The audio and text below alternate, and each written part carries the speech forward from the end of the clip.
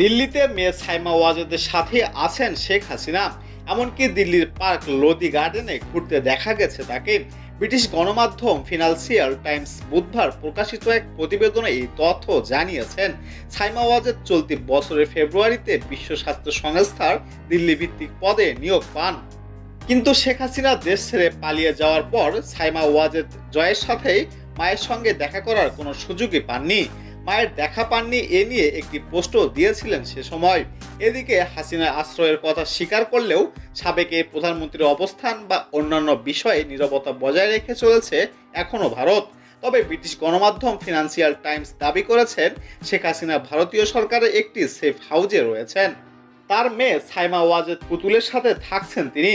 তবে এই প্রতিবেদনে এটা পরিষ্কার করেনি যে সাইমা ওয়াজেদ একটি আন্তর্জাতিক সংস্থায় কর্মরত থেকে তার মায়ের সঙ্গে আইনগতভাবে থাকতে পারেন কিনা।